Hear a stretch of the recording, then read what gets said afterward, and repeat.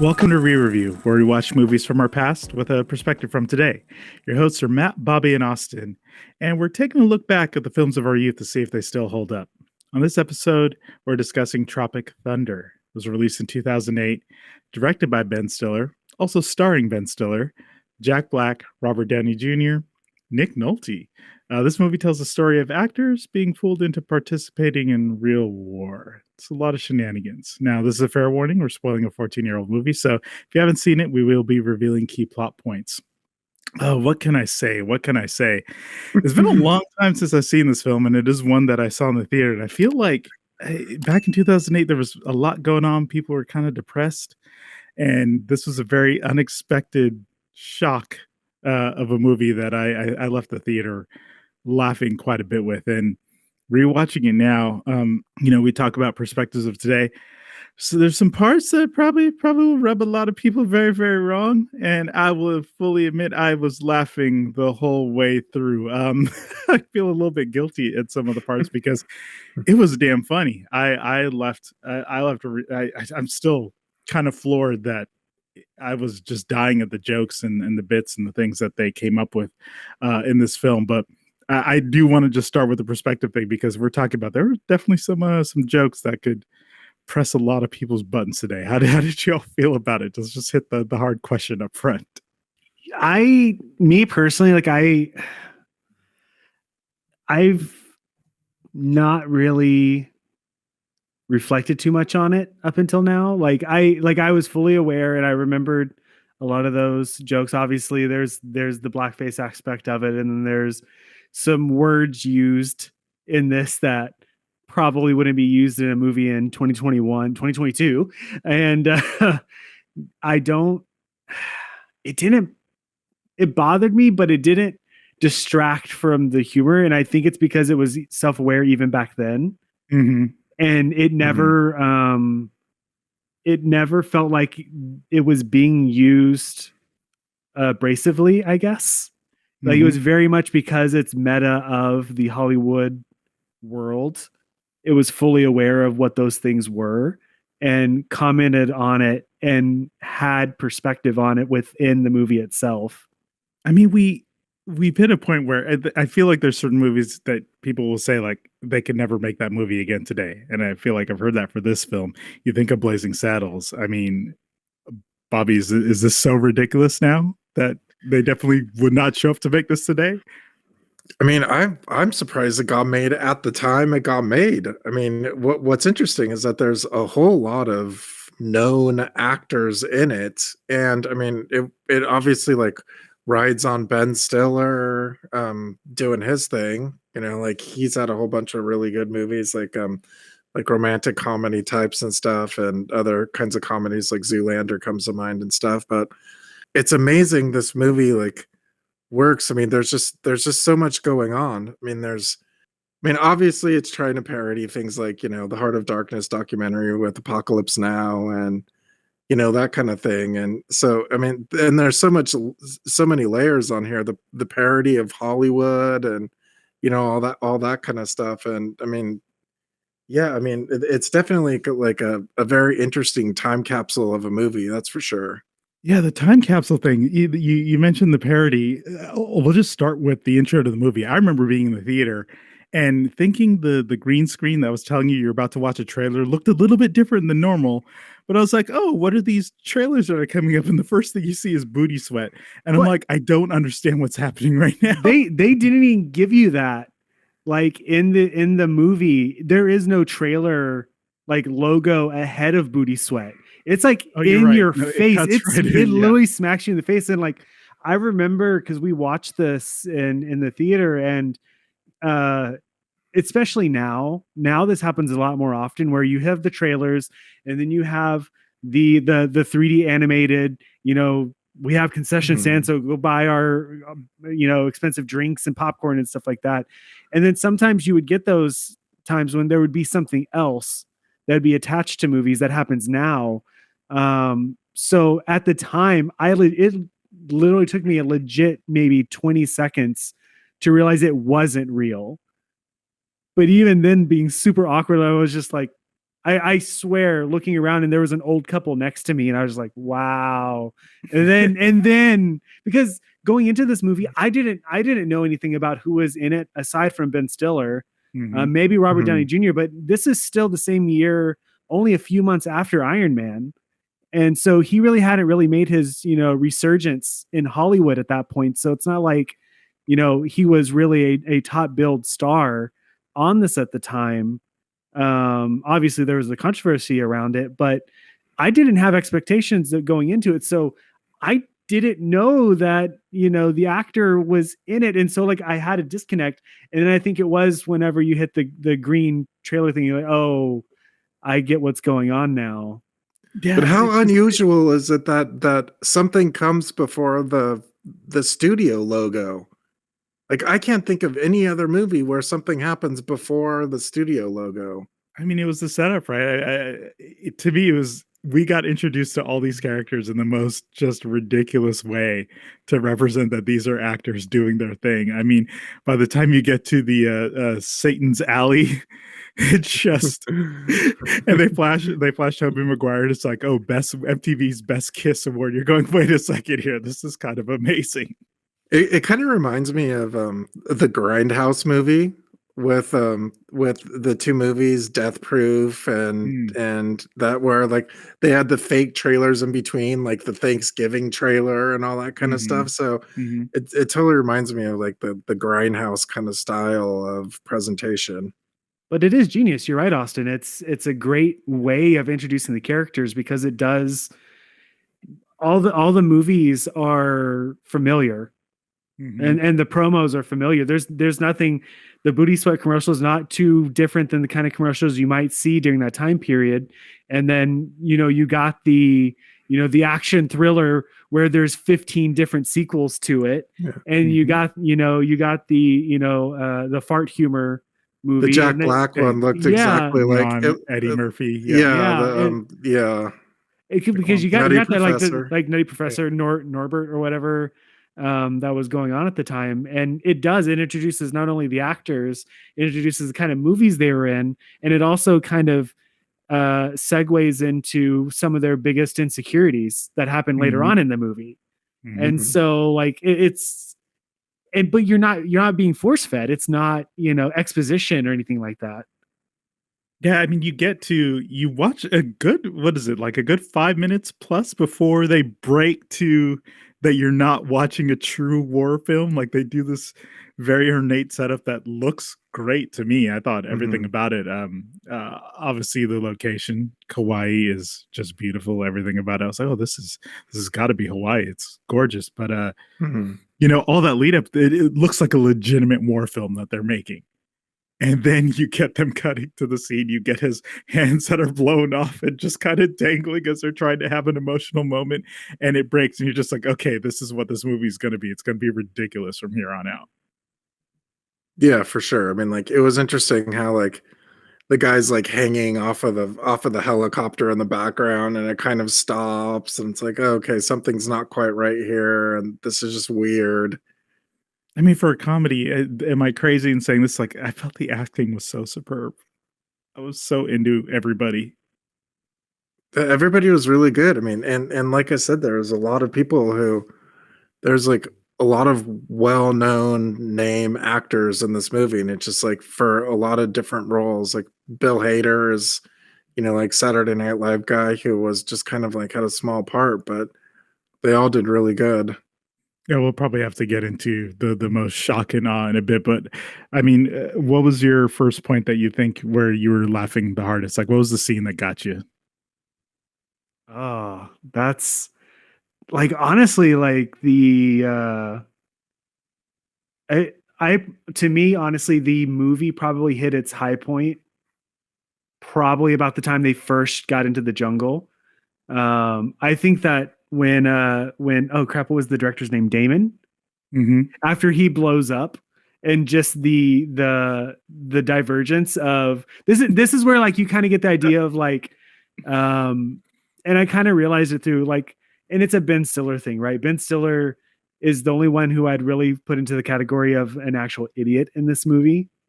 Like he kind of plays that character a lot in some of his movies or whatever, whereas a lot of them are, for the most part, fairly fleshed out. Obviously, Jack Black is all over the place because of the drugs or whatever, but like just that the moment of when RDJ pops up, it was like he's dead. Like he's trying to lick the guy's like decapitated head to see if it's real. I'm not gonna lie. That's actually the reason I asked. I wanted to see what you landed on, because that was my note of just that first moment of having the director explode, and you're like, wait, what? What just happened? Because even if you're knowing that this is going to be a joke, but all of a sudden it's like, wait a second, they've set up these characters, and now it's actually real for them. And then you get into that little gunfight, and there's nothing I love more than Ben Stiller, one arm shooting with the gun, the other arm out, just moving left and right. Like, come on, come at me. And I'm just like, this Rambo, macho tactic. It just looks so good, and he does just such a good job. But yes, 100% his character is without question. What about for you, Bobby? Same scene or something else? No, I mean, all right. I found Robert Downey Jr. and I know this is, probably not the best thing, but he was really funny to me. And what's interesting there's is nothing wrong with that. Well, what's interesting is that a lot of the lines in this movie are so quotable, and I find myself for some reason, the way Robert Downey Jr. speaks, like his cadence, I just can't stop copying it over and over again in my head. Like, this dude played the dude, it's just like the gravelly sound of it. It's just, and some of his expressions what was so beautiful about it is it was so over the top, right? And that's why it was good to have, the other character call him out on his shit. Yeah, no, that was an absolute necessity, having that. I mean, they absolutely had to acknowledge the ridiculousness of it but not only from him, from Robert Downey Jr.'s character, but from all the others too. Jay Baruchel was kind of like the only man kind of guy, like the relatable one, where he's like, everybody here is insane. And and I'm just trying to act. Yeah, I went to theater school, and I'm just trying to be an actor.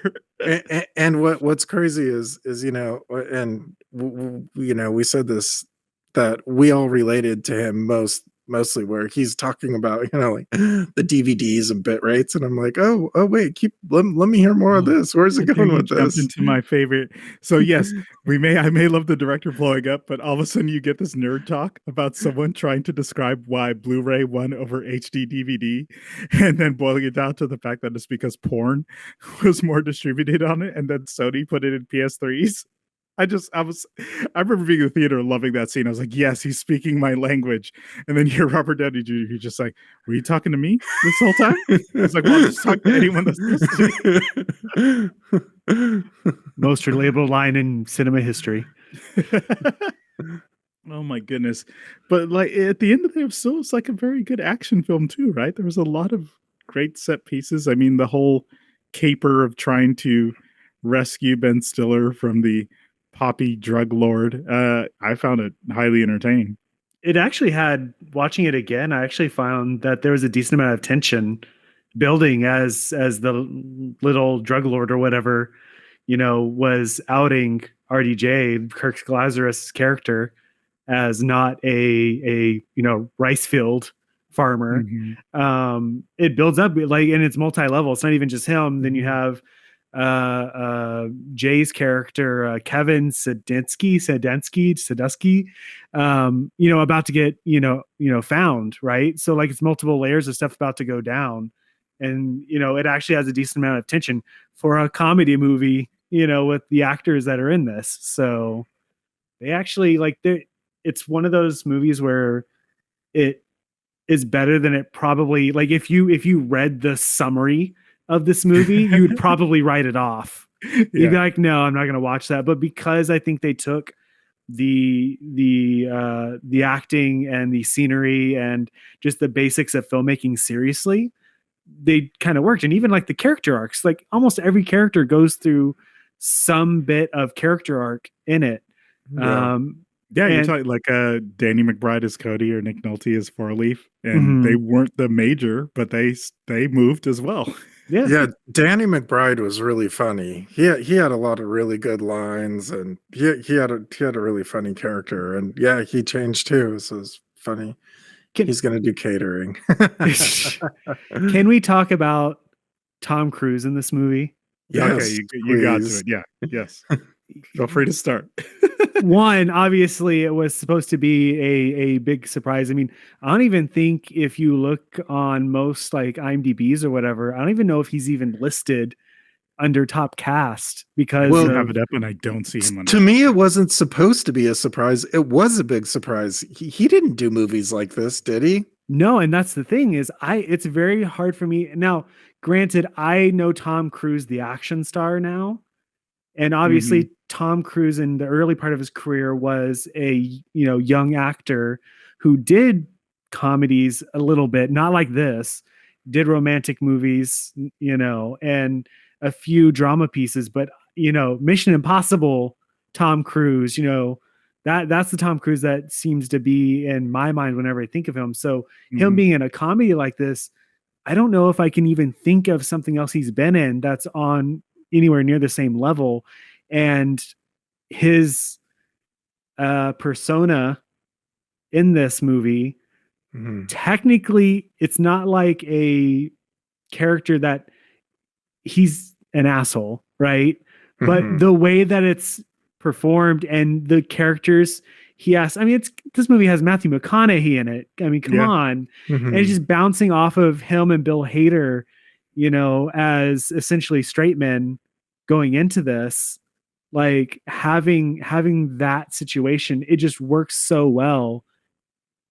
And again, on paper, it shouldn't when you really, if you read the script, right? But it just I wasn't works. prepared. I'll be the first to tell you I wasn't prepared because I definitely didn't know about it ahead of time. And I remember watching the film when it came up, I was like, wait, what's happening right now? And you get that first scene with the teleconferencing. Wow. If only they knew what would happen much later. But and he's just like, you over there, go punch the director. And then he just does it, and it's great. And they do a great shot with it. And actually, it looks like he connects, and his face is bloody. And you're just going, okay, what is happening here? And the next scene you get with him is just he's so bombastic. Like, how could you not fall in love with how ridiculous the character is? Oh no, the phone call with Flaming Dragon. Yeah, oh, man. No, it's legendary. That Flaming Dragon guy had a very good, like, I can't believe this is happening now face. Well, I think there was a lot of places, and the actors did a great job again, just tying to the comedy and their reactions in the scenes felt so good. I'm still thinking of the one, I think it was when they were all together as a nighttime shot with Robert Downey Jr., right? And they just lingered on his face for what felt like an eternity as he changed all these different like facial expressions for what he was doing. Yeah, when Kevin called him out on, or didn't call him out, but it was like, you guys read the book, right? Okay, you didn't read the book, but it's just the same as the script. You didn't read the script, and like you could see his character just go through those levels of emotions of like, and you're right. It's one of those shots that they probably wouldn't have lingered on, but because of RDJ's, extreme amount of commitment to the character, it just worked. And you're right. It's perfect. And it made it funnier the longer it went, which is not usually the case. It felt so long, but in that way that you're like, wait, they're still keeping the shot, and you just see his face change every time. And I was just like, this is actually fantastic. Oh my gosh. Were there any other cameos that I might be missing here? Anyone else? Well, I mean, Jennifer Love Hewitt and Lance Bass, of course. Jennifer, you said Lance. Lance. Lance. Were you ready for that? You say Lance? Oh no, I when I saw that, like we talked about when we were watching it, I didn't connect the dots at the time. I heard Lance and it didn't automatically click that it was Lance Bass. And then when I saw him, I did and like it was just, it was like a genius moment. Oh, of course. Because you're thinking this is what NSYNC really died down 2003-ish, maybe? So, to have him show up in the movie, yeah, I did not put those dots together at all. Another scene I just want to mention because I thought it was absolutely ridiculous was assuming he's getting mauled by a panther. Then he turns out to be killing a panda. It's just his reaction, and he ends up wearing the panda. I'm just like, okay, this is just out of control. And another one of my favorites is near the end is him running on the bridge, and he's got the kid on his back, and the kid is just stabbing and stabbing and stabbing his back, and then he chucks him like a gingerbread cookie and just chucks him off the bridge. Oh man. So I have a challenge, and it's going to be tough, but we obviously, I think unanimously seems like we kind of all enjoyed the movie.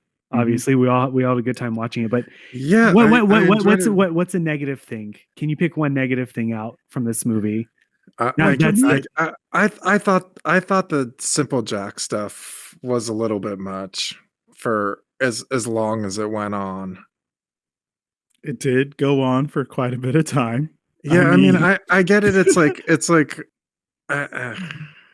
Well, this is the thing, right? It's sort of the part of it that how does that really hold up today? I mean, they were trying to make a point to have, Ben's character, to have Tug Speedman grow. And even the point where, Robert Downey Jr. is describing as Kirk Lazarus as his character when they see him performing in front of the drug cartel. And he's like, oh, he's dialed it back and he's doing better. I'm going like, no, this didn't really, this is still isn't necessarily landing. And I feel even back then, I was like, is this landing the way they wanted to? I'm trying to think of. Well, I mean, maybe that's the point, but I mean, it just went. It's super uncomfortable without. It just without went way. It went way, and maybe that's the point, but it went way too. There was just too much of it for me. But that's probably where we feel there was a balance to strike against the blackface, to really feel the satire, the poking fun at all of all of it, and really like again. Was it intentional that they painted him in white face paint? Okay. I guess I didn't read into that. Sure, let's go there. Maybe not. But I mean, if you look at what the old stuff, what the very old back in the old stereotypes, the minstrel shows where it's like paint literally black paint on the face and white. But yeah, like and neither one is something that should be done. So how are we remaking the film? I don't know that I fully answer your question, Matt, but I'm piggybacking on to Bobby's answer. Yes, that is the most problematic part of it.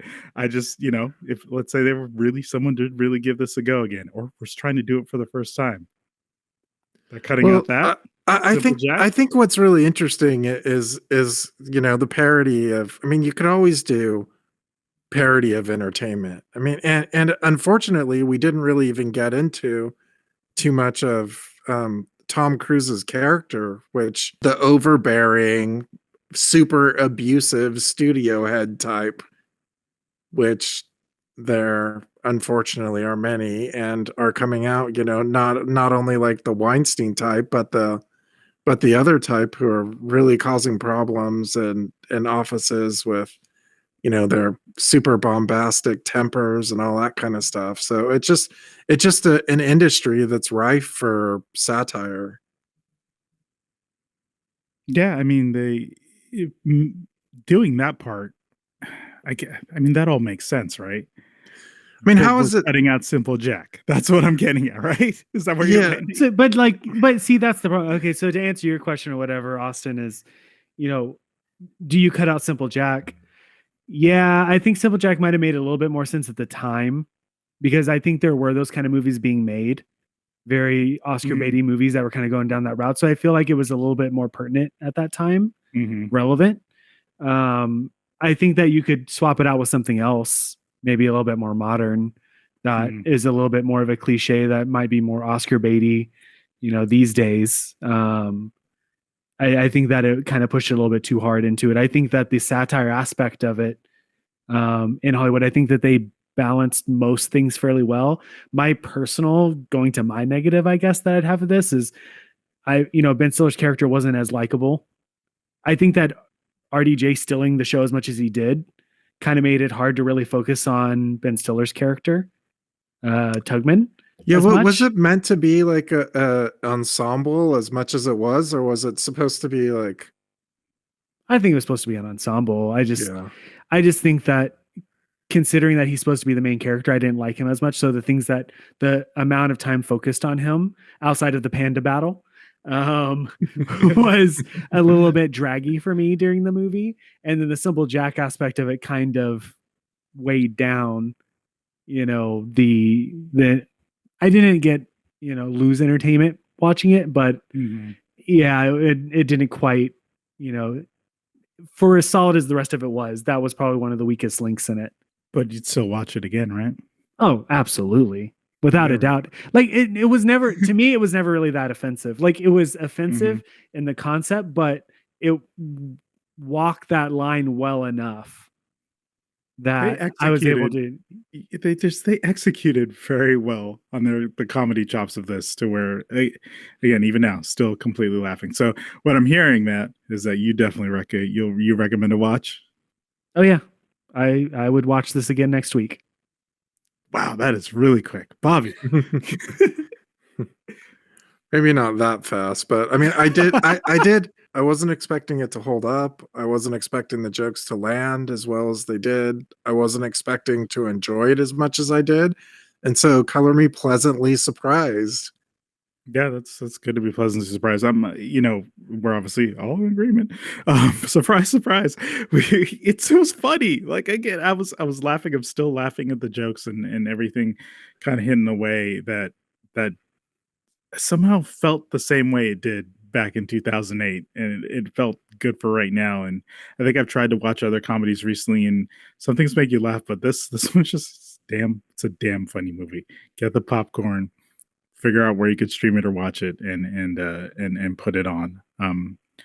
So here we are, as always. I want to say thank you so much for listening, and remember, this ain't no Chris Angel mind freak David Blaine trapdoor horse shit jumping off here.